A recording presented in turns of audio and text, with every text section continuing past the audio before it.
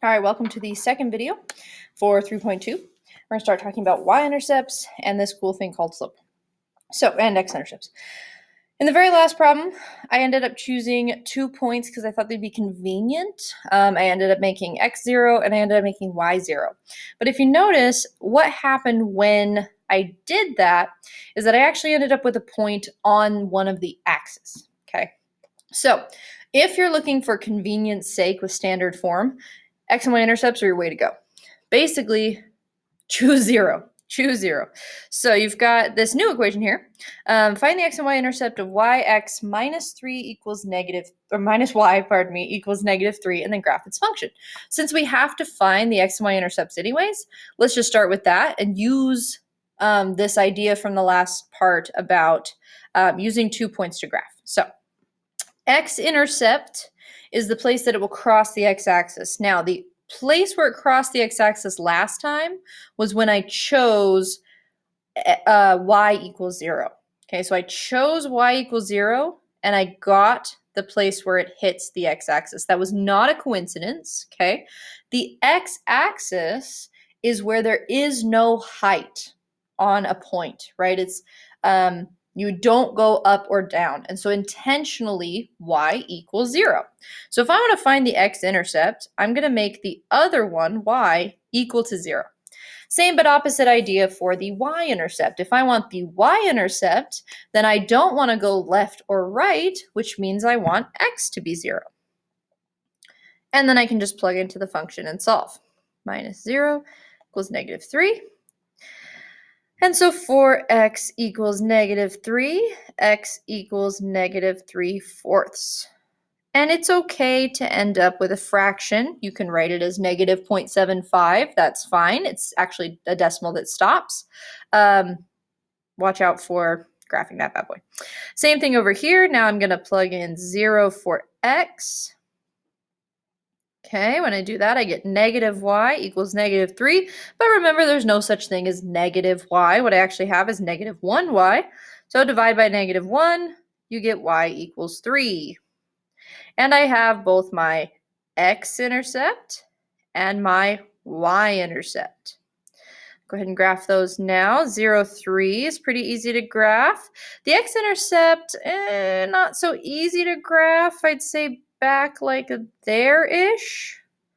So maybe we do want a third point that might be a little easier. If I do, let's see, I'm thinking ahead here. If I do negative 1, yep, then I get 4x minus negative 1 equals 3. That's 4x plus 1, oops, negative 3. And then I would minus it to the other side,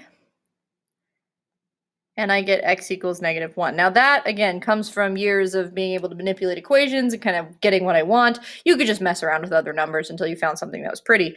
But negative 1 does seem to follow this line's pattern as well. See how that works? And so I can graph that function. I don't need to sit here and find every single point to the end of time because 2 is enough to make a line. Technically, I could just connect the x and y intercepts. I just wanted to make sure I had, something that was decently pretty. All right.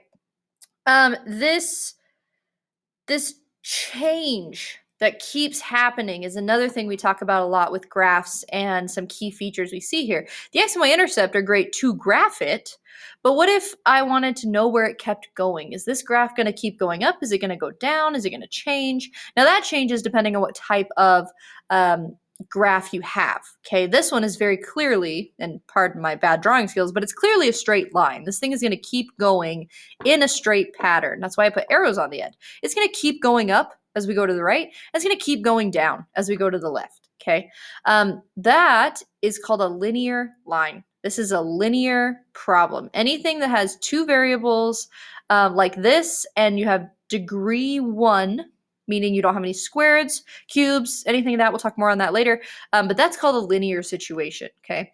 Now, linear lines have this awesome thing we call slopes. Fun fact, other situations do not have constant slopes. Linear line is the only one that rises at a steady rate. This is also called the rate of change. Any situation has a rate of change. Don't be confused. Okay, so it's not exactly the same thing. A rate of change is very, loose, ambiguous. How is this thing changing? At what rate does it change? But that can be a different conversation based off nonlinear situations. In a linear situation, that is called the slope. Okay, that is the slope. It is the steepness of the line. Okay, so another way to look at it is the steepness. A lot of us go back to rise over run, which is great. That is what slope can be identified as, but that's a way to find slope. Okay, that's not what slope is. Slope is the slopiness of the line, the slope of the mountain that you see. Okay, all right. Rise over run is great though. Slope is always, always, always, always, always defined as m, no matter what form you're looking at. Notice in standard form, m was not used. Okay, it's ax plus by equals c. These are just random, well, not random. These are different numbers. So slope is not in standard form. Luckily, we have other forms we're going to talk about. But anytime you see an m, that is a slope. Okay, and that's going to be helpful later. It's the rise over run. Honestly, that's how I want you to remember it. Okay, rise over run. I don't want you to try and remember this formula if it has never served you in the past. If you got this formula down, you're like y2 minus y1 over x2 minus x1, and you love it, and you're super proud of yourself, then I'm super proud of you, and that's awesome. And you know exactly how to use it, then that's great. But what is it is more important. Okay, and what it is it's the difference or the change in y over the change in x. Okay, it is the slope, it is the steepness, it is the amount of difference between the y's over the amount of difference between the x's. Okay, so we're going to look at this on a line here. We have this line here. This has a slope of 3. How do I know this has a slope of 3? Because I'm looking at two different aspects. Unfortunately, we can't analyze up and sideways at the same time. Okay, so we're going to do up first, or let's do up first. So if we look at this line, I'm actually going to zoom in more here. I'm going to pick any 2 points that are convenient for myself. Here's this one and here's that one. Okay, I can see that those cross. I'm not going to use like this point because I don't exactly know what number that is. But if I look at these 2 points, these two solutions, I have 0, 2 and 1, 5. Okay, now forget formulas for a second. How much up did it go? What is the difference in the y's here? 3. Okay, that's 3. There's a 3 difference, a positive 3 difference from here to here. Now, what's the difference in the x's? What is the distance between the x's? 0 to 1, that is a distance of 1, positive 1. And so what I get is rise of 3 over run of 1. This has a slope of 3. Now, if you look at the written example here, they actually chose 2 different points. They chose 1, 5 and 2, 8. But they got the same conclusion, that if you look, the difference, the space between the 5 and the 8 is 3. The space between the 2 and the 1 is 1. You still get 3 over 1, okay? And then I get a lot of people who get frustrated when they see a bunch of negatives, and so they try to use the formula and they end up dropping a negative and it's horrible. But let's look at 2 negative points here. You've got -1, and you've got -2, -4. Stop analyzing double negatives. How much space between these two numbers? 3. 3 between these two numbers. 3. Not -3. You can't have -3 space, guys. That doesn't work. Like, you can't have -3. You go up 3. How much space between these two numbers? 1. You go up 1. It's still 3 over 1. Now, as long as you put the y's over the x's, you're golden. You don't have to worry about double negatives and crap. So I see, and again, if you're good at that, if you're good at solving equations, because honestly, that was one of my favorite parts. So like, I like that part. But I see a lot of students who struggle with finding things like this because there's so many negatives. And that's the only thing they don't get about slope is they always drop the negative. So you know what? Drop the negative. Go to the graph and think distance instead. It's just a tip from a math teacher. All right. Find the slope of the line through points 2, -1, and -5, 3. So same thing here. We could do this 2 ways. You got your number crunch. You're going to take your y's, subtract them.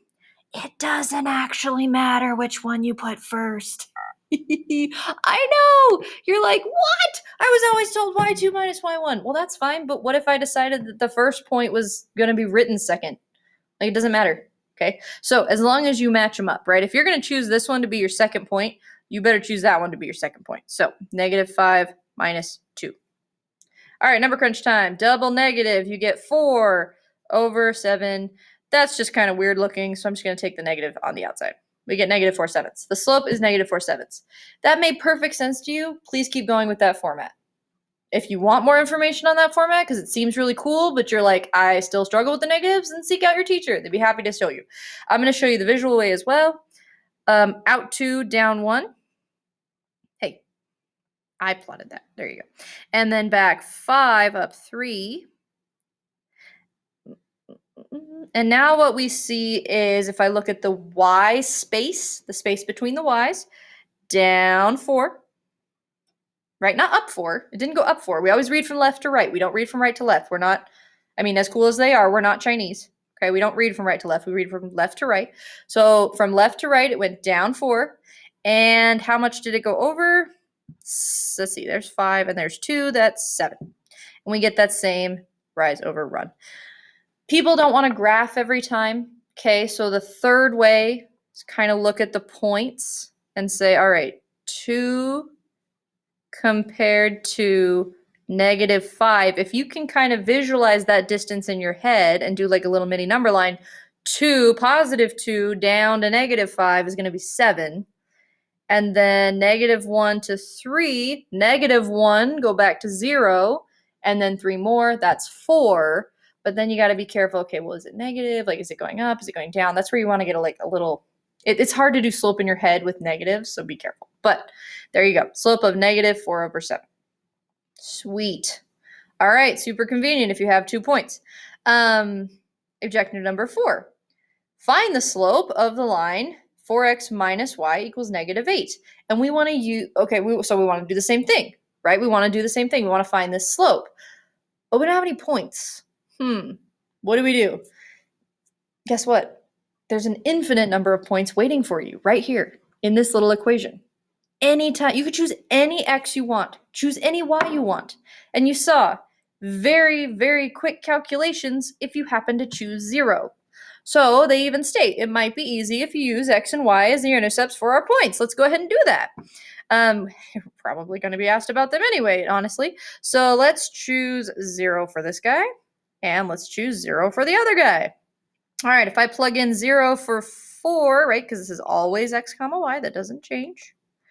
If I plug in 0 for x, then what I get is -y equals -8, and so y equals 8. Again, if you're solving skills, you need to buff up on those, just reach out to your teacher or visit the last couple sections, or last section, pardon me. If I choose 0 for the other one, then that just makes this -0 go away. And I get 4x equals -8 or x equals -2. Cool. Now which one's which? X equals 0. This is the y-intercept. Y equals 0. This is the x-intercept. Fabulous. I'm not going to graph them. I could. I definitely could. Let's just do the slope, the thinking idea. So what is the distance between the y's here? That would be 8. Hey, look at that. Still convenient. What is the distance between the x's? Here's where you might want to watch your double negatives. +2. Nope, did that backwards. No, wait, 8 minus 0, yeah. Notice I did this, but as long as I'm going the same way, it's fine. And I get a +2, so the slope here is 4. Cool. We have fun little things called graphing calculators now. So I'm going to show you real fast that you could like graph those 2 points and also find the same thing.